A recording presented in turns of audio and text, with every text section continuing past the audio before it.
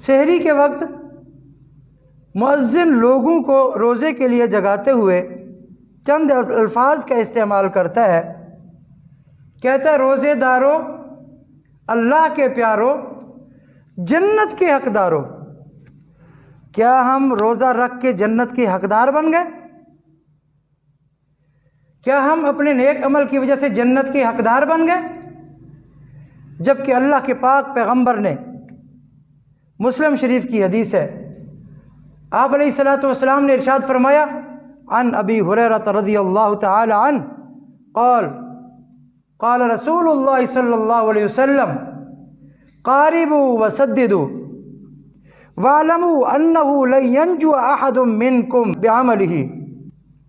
آپ علیہ الصلوۃ والسلام نے فرمایا سیدھے راستے پہ، صراط مستقیم پہ چلتے رہو اور استقامت کے ساتھ چلتے رہو. سددو کا معنی علامہ نووی رحمۃ اللہ علیہ نے استقامت کیا ہے. استقامت کے ساتھ چلتے رہو. جان لو کہ تم میں سے کوئی ایک اپنے عمل کی وجہ سے نجات نہیں پا سکے گا. تو اللہ کے پاک پیغمبر نے واضح طور پہ ارشاد فرما دیا ہے کہ کوئی بندہ بھی اپنے عمل کے زور پر، اپنے عمل کی بدولت جنت میں داخل نہیں ہوگا. مسجد میں ہم آتے ہیں اور آ کر اللہ کا اہم فریضہ نماز ادا کرتے ہیں، اور نماز ادا کرنے کے بعد جب مسجد سے نکلتے ہیں تو اللہ تعالیٰ کے پاک پیغمبر نے مجھے اور آپ کو یہ تعلیم دی ہے کہ اللہ سے یہ دعا مانگو اللہم انی اسألک من فضلک ورحمتک. اے اللہ میں آپ سے آپ کے فضل کا سوال کرتا ہوں. مجھے اپنی نماز پہ بھروسہ نہیں ہے، مجھے اپنی نیکی پہ گھمنڈ نہیں ہے، میں آپ سے آپ کی فضل اور رحمت مانگتا ہوں.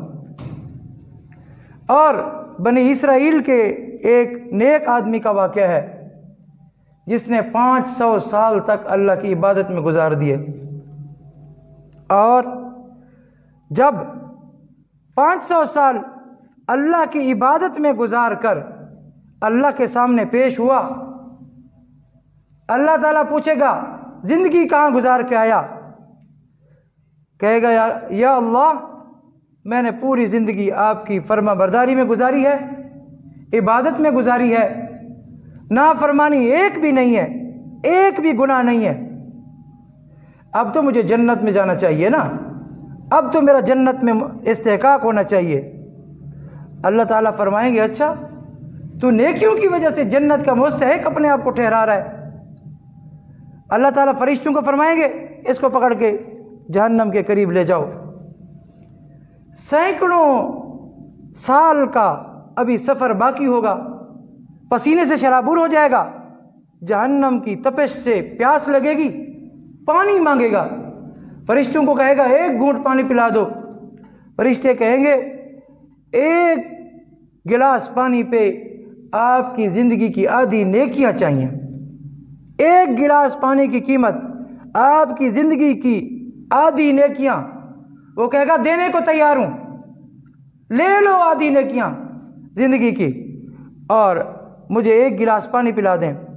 ایک گلاس پانی پلایا جائے گا اور اس کے بعد آگے کچھ تھوڑا سا لے جائیں گے، آگے بڑھنا شروع کرے گا، پھر پیاس لگے گی، پھر پانی مانگے گا.